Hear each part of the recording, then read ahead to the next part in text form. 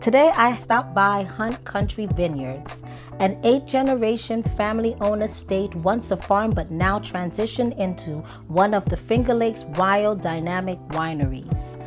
I talked with Susan Hunt and her husband Matt, where we discuss new varietals and the future of sustainability in the winemaking industry. So come along and unwind as we discuss some fabulous wine.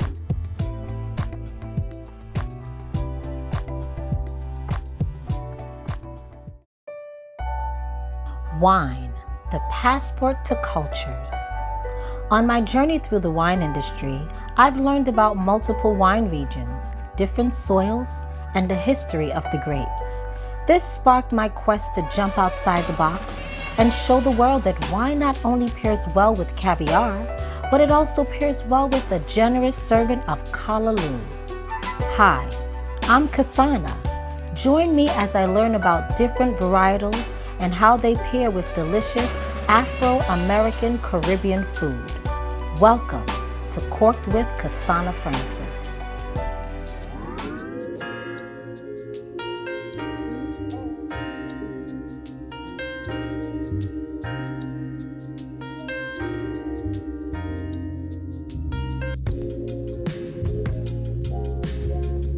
Hi, I'm Kesana, and I'm here at beautiful Hunt Country Vineyards with the Hunt in Hunt Country. So please tell us your name. Sure. I'm Suzanne Hunt, and my parents, Art and Joyce Hunt, started the winery 40 years ago. Happy 40th anniversary. Thank you. So Suzanne, please tell me, how did you venture into wine and why? So my parents bought the family farm from the previous generation, and they had this lovely business plan to be grape growers and live a peaceful life. And then promptly after they got their all their new vineyards, there were already vineyards on the farm, but they planted a whole bunch of vineyards, and then the grape market crashed. Yikes. So long story short, making wine was something that they had been doing sort of as hobbyists, but when there was no one to sell their hundreds and hundreds of tons of grapes to, they thought, well, maybe we should be making wine out of grapes. And they started winning awards and thought, well, geez, maybe we should keep going. So yeah. Okay, and did you go to school for any type of degree to help your parents with this beautiful vineyard? So I studied environmental science and policy, and have worked in sustainable agriculture and focused on climate solutions for my whole career, and then moved back 6.5 years ago to help with the farm and continue to do that work. And my brother is actually the first graduate of the viticulture and enology degree at Cornell University, and he is still, my brother Jonathan is still involved as well. That's nice. So you said sustain culture? Did you say? Sustainable agriculture. Sustainable agriculture. And could you please explain what sustainable agriculture is? Yeah, so it gets really tricky with all the different vocabulary. You've probably heard people talk about regenerative agriculture and organic agriculture and maybe biodynamics, and so we practice a number of our practices would fit into those different categories. We do have some of our vineyards certified organic. We do have some of our farmland certified organics. So our farm is broken down. It's probably about a third vineyards, a third fields, and then a third forest. Oh. And so we are experimenting with certified organic practices in the vineyards with a permanent. That's important. A lot of people want organic wine, so that's important, and that hats off to you with that. Yeah, it's interesting. We've certified organic the hay fields and organic vegetables and things like that. With a permanent crop like a grapevine, it's really tricky in the humid, in the wet, and often cold Northeast. Brutal weather. Yes, it can be brutal. And so it's tricky because you don't have a lot of the tools in your toolkit with a permanent crop that you have with annual crops. You can't rotate fields. You can't just plant cover crops or leave the field fallow and rotate fields, right? So we've been working with the Wine and Grape Foundation with our peers in the industry on a sustainability certification scheme. Yes. Because it is so hard to get products that are organic certified that can help us with mildew pressure and with weed pressure, and so it's a real, it's a constant experiment to figure out what practices work. Yeah. Exactly. Congratulations on your 2020 Sustainability Award. Thank you, yes. Oh my goodness, I know you were excited for that. We were super excited for that, yeah. So we've been in business for a very long time, and we're also a small family winery. We're not a big corporate. We don't have external, investors or anything. People love that small time family farmer anyway. Well, winery anyway. Yes, but the challenge is capital, right? So you need a ton of capital. So when other wineries ask or other businesses want to talk about renewable energy investments or regenerative ag investments renewable and things. Energy. What is renewable energy? So, you're probably familiar with solar power. Yes. Yes. So for a long, long time, we've been burning fossil fuels to produce our energy, and we're now realizing that is changing the chemistry of the atmosphere, and it's destabilizing the climate system with really, really scary implications for agriculture and people and ecosystems. Life in general, yeah. So we're in the middle of really historic transition away from burning fossil fuels to relying on renewable energy resources like wind power, solar power, some forms of like waste-based, like biogas, waste, minimal impact hydro, like run of the river. There's, everything's tricky. Everything requires a very long conversation. But so there's this big transition to move towards renewable energy, and so. As we've been able to over the decades, we've been investing in things like geothermal heating and cooling. Geothermal's another one I should have mentioned. So basically instead of creating heat by burning fossil fuels, you just move heat around and you use the heat under the earth. And bring it up. So on this farm, we have installed solar panels. So you're probably familiar with solar PV or photovoltaics. So we have 348 panels that provide the majority of the power that we use for all of the wine production, for the chillers, for the pumps, for cash registers, everything at the farm and the business. And then we also installed about 9 years ago, we installed a geothermal heating and cooling system that heats and cools all of the large buildings. And then we have a little demo. It was a prototype little wind turbine that we put in maybe 10 or 11 years ago. And then we also have 5 electric vehicle chargers in the parking lot. So we provide free power to our EV drivers. Okay, we did see I did see that driving it. Okay. Yeah, so we're doing our part to reduce our carbon footprint, to reduce the impact. Anytime you're producing, manufacturing food, beverages, it takes a lot of energy. And so we're working with our peers in the industry and working with the international wineries for climate action and trying to, as an industry, reduce our impact on the climate. How does that affect your grapes?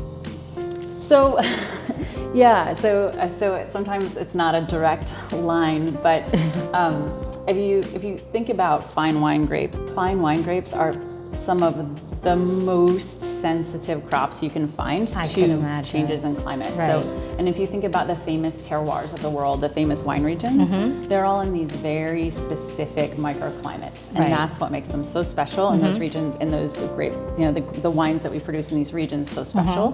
And so, we all have, every industry, and wine especially, I think, has to really dramatically reduce its impact on the climate system in order to be able to keep making these beautiful wines. Exactly. So what kind of wines does Hunt Country make?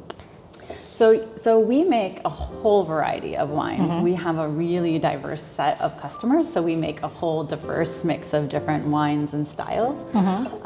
We grow 14 different varieties here. We also work with a whole bunch of our neighbors and other growers.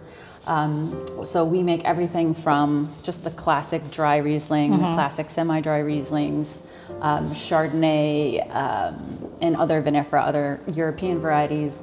And then we also grow and make a number of wines with some of the regionally adapted, more rugged and climate resilient grape varieties. So grapes like Cayuga that were named after Cayuga Lake, Céval, which is one of the older French-American crosses. The Céval Blanc, yes. Céval Blanc, yeah, try that one if you haven't, it's really lovely. And a whole array of those, what they call hybrids, the Coro Noir, Chancellor, So grapes like Coro Noir, Chambourcin. Last year we launched a new line of wines called Uncharted Terroir because the climate is changing. It's taking the wine world into uncharted territory, and because climate is so essential to the unique terroir when you're making wine, you're trying to capture the unique essence of your place in every bottle, which is the concept of terroir. That's what the concept of terroir is. It's your unique soils and climate and all the decisions you make as a team to make those wines. And so we wanted to use this new brand to spark a conversation about how important it is to stabilize the climate system for our food and for our wines, and then also to get people interested in some of these more climate resilient grape varieties, because we are going to need to increase our resiliency as an agricultural landscape through diversity. So crop diversity and cropping systems diversity, so this line of wine is celebrating some of these more climate resilient grapes, and it's inviting wine drinkers to explore and experiment with us and see how far we can push these lesser known regional varieties into the realm of fine wine. I did try your Muscat. It was delicious. I feel like it's that perfect guy wrapped up in a bottle. Because you had your floral notes, you had your perfume aromas, you had your honeydew, kiwi, a little bit of dill. It was just like the perfect package, and it's that guy that you can take home to meet mama, and the guy that you're hired. That's how I feel. It's the perfect guy. That's so fun. Oh my gosh. Well, Susan, what is next for Hunt Country? What is next for Hunt Country? So we did just join the newly created International Wineries for Climate Action organization. And so as a member of that, we are going to be using science-based methods to catalog all of our greenhouse gas emissions. So we've already largely eliminated our fossil fuel use for heat and power, but we're also now looking at all of the emissions that are sort of out of our control. So the impact of the glass bottles we use, the cardboard we use, and then teaming up with other wineries to try and be able to get to scale where we can work with the suppliers and help them reduce their impact, so that our indirect impacts also get better. Well, you guys are going to be busy. Yes, but luckily we have some really nice wine to drink. I can't wait to see I can't wait to see the whole finish of all this biodynamic wine, all this organic wine, and everything Hunt Country is doing for the future wine industry. Well, thank you. It's been so nice to meet you guys. Thank you so much, and thank you for having me here today.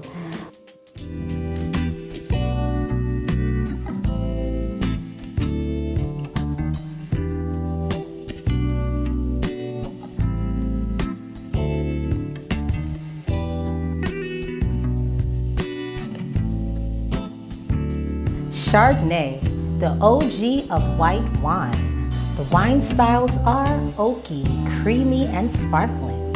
It's the main grape used to make champagne.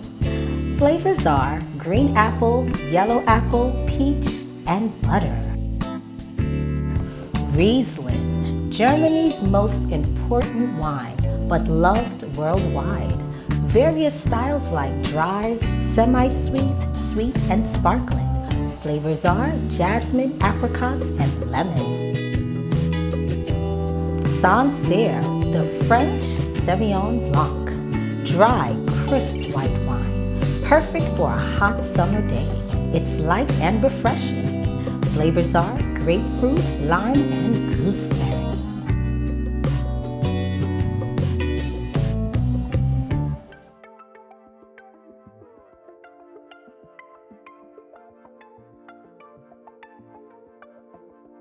Okay, I am here with this dynamic winemaker. Please tell me your name.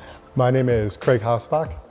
And Craig is the winemaker for Hunt Country. So Craig, can you tell me about the winemaking process? To simplify, take the grapes in. If it's a white, we settle juice. We want to ferment with clear juice. If it's a red, we ferment on skins and seeds. But it really varies, and it varies so much by variety and what we're trying to accomplish, and stylistic approaches, which vary considerably. Right. And the fermentation process? The process is we use all commercial yeast here, and it's because of the amount of wines we make and everything we're doing. And that's how you define the style that Hunt wants for the particular varietal? Correct, and sometimes that style is based on historical results, based on sales or styles that were created before I even started here that are popular, and I try to continue those styles. The way I look at it is blends change because sometimes you'll get extra tons of this variety and less tons of this depending on the season. So the blends do vary a little bit, but structurally I try to keep them similar for the more popular wines. What is the most popular wine? It is a wine called Hunter's Red. It is a red hybrid blend, and it's it's very easy to drink, has a little bit of residual sugar, and it is by far, the biggest volume of what we have. And what's the blend? The blend, it's dominated by a grape called Kesana with some other red hybrids called Korked and Chamberson. Okay. And we actually put a little bit of white in it.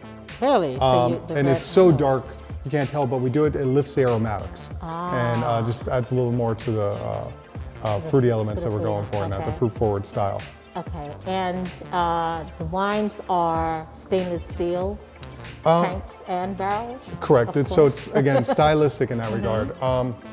Most of it's fermented stainless steel, aged stainless, but we have a barrel fermented Chardonnay.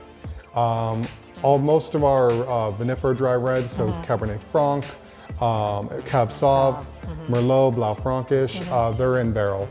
And then we have a couple whites, hybrids we played around with, Cayuga, Valva Muscat, things like that that we fermented in barrel. And I was, oh my gosh, that was so cool. good. That was Thank really, you. really good. And I love doing the barrel work with those because what I was trying to do is add to the structural components of the wine. I was trying to build the wine out, make it a little fatter, a little rounder. Okay. And that's why I barrel fermented that wine in particular.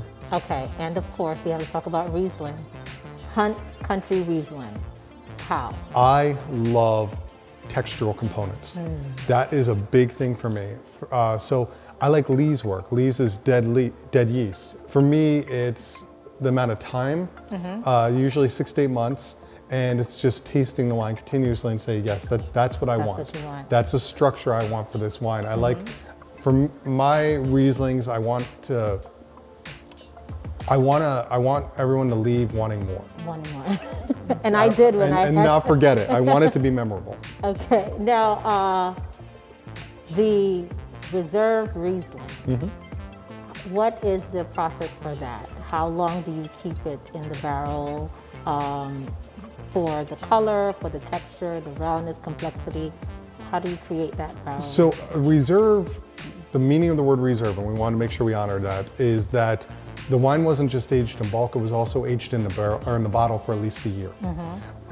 There's no legal binding definition. We can put reserve on anything. I personally would like to follow the traditional point of what reserve is meant to be. So, and that's what we did. We aged it for a year in bulk and a year in the bottle before we released it. Okay. And that one did see barrel briefly, but it was more of an experiment. I ran it into barrels, ran it back out of barrels in 10 days. It sounds crazy and you think you wouldn't really get anything out of it, but what I got was a little bit of barrel tannins, which helped build the mid palate. And that's what I was looking. Yeah, without getting the oak nuances, which is why I did not want the Riesling to be oaky in any capacity. Yeah. Okay, got it. Now, in regards to your Rieslings, I know there's dry, of course, there's sweet, and there's also semi-dry Rieslings. How do you go about the sugar aspect for Rieslings? When do you know, okay, that's enough sugar? Or I need more sugar? Like what is the template for that? And this is where it gets really subjective because dry, semi-dry, semi-sweet, sweet, there's no guidelines, or there's no rules. There's guidelines to follow, but there's no rules to follow. Okay. But we all pretty much understand that usually anything below 1% can be considered dry. Right. 1 to 2.5 can be considered semi, and then there's this semi-sweet and sweet. We all kind of have that understanding, but it has a lot to do with the acid too. So if you have this much sugar and you have this much acid, it'll taste a lot drier. If you have this much, it'll taste even drier. And that's really how you factor it in. For us, I like to always finish our semi-dry Rieslings off around 2% sugar. Okay. And that's just a style I go for that I feel does fit into the overall understanding of the guidelines that, you know, we impose on ourselves. Right.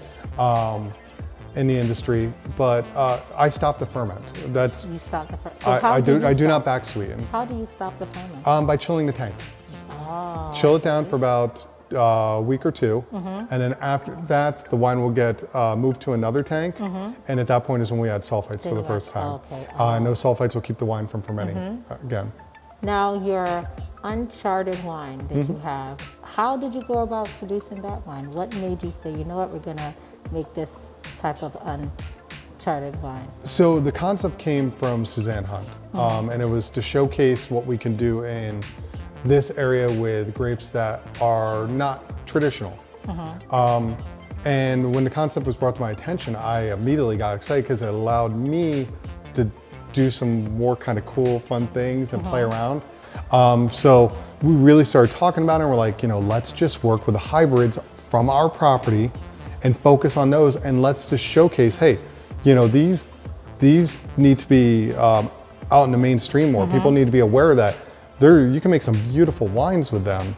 And that was really the whole goal, you know, let's treat them the way we would treat the more Vitis vinifera, which are traditional grape varieties. Let's treat them more that way, and not let's you know, show how amazing these wines can be. Okay, got that. Now your ice wine. That's the question. I feel like ice wine is going to be the big thing coming up this year or into next year. What's the process regarding your ice wine? Because I just learned that some people are actually freezing the Riesling and saying that it's iced wine. You were correct. As opposed to ice wine. And we make true ice wine here. So we bring the grapes in frozen, we press them frozen. We're looking to extract about 38 to 40% sugar out of them. So it is a syrup when you press them.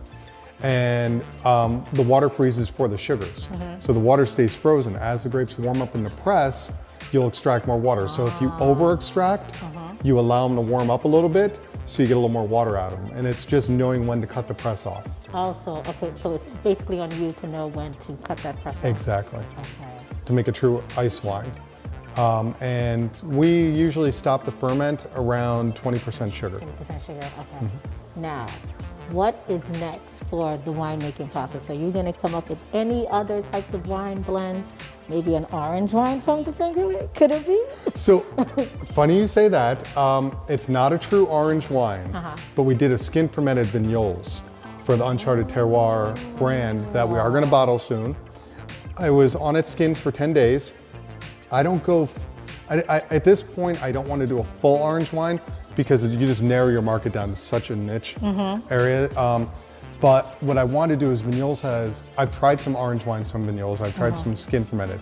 They're some of my favorite because the aromatics of Vignoles fit so well into that style.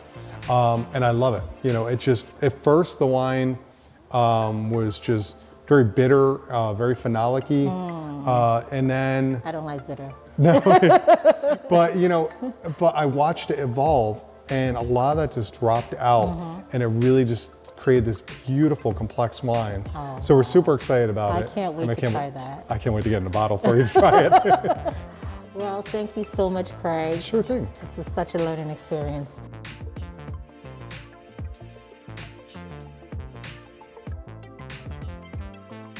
Okay, Kesana, so wanted to send you home with the perfect guy, as you said. This is our Uncharted Terroir Valvin Muscat. Oh, the perfect guy to go with that perfect dish. Thank you so much, Suzanne. My pleasure.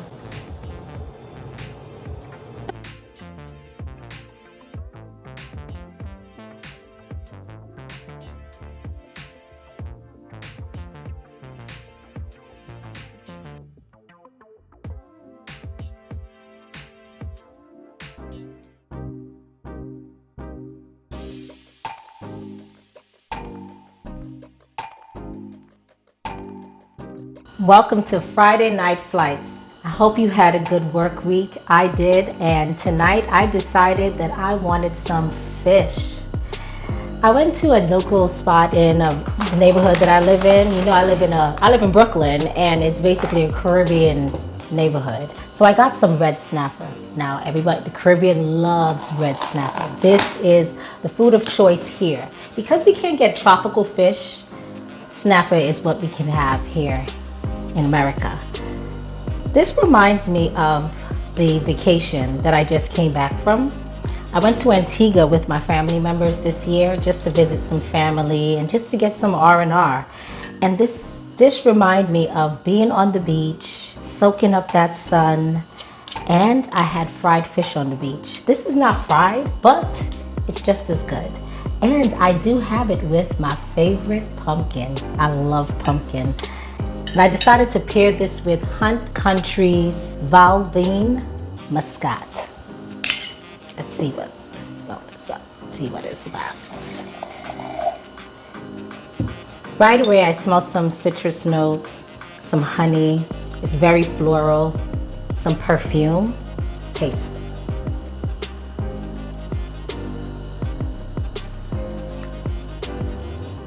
It's creamy, some nectarines,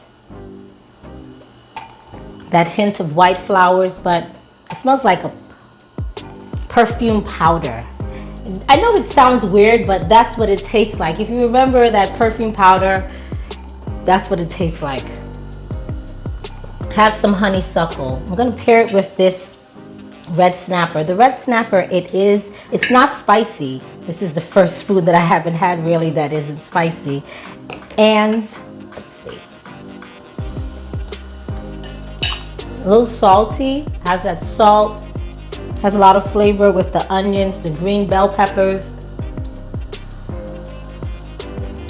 This muscat cleans my palate, takes away that fishy taste, but wonderful pairing. The honeysuckle calms those seasoned flavors. Now let's dive into this white rice. Well, this is actually spinach white rice. Spinach white rice is delicious. Paired with this muscat, it's wonderful. This reminds me of my vacation. It's so wonderful to live in an area where I can have a taste of home. And this is one of the reasons why I love living in Brooklyn, because I can have food that reminds me of home. So guys, go out and try pairing muscat with some snapper. Cheers.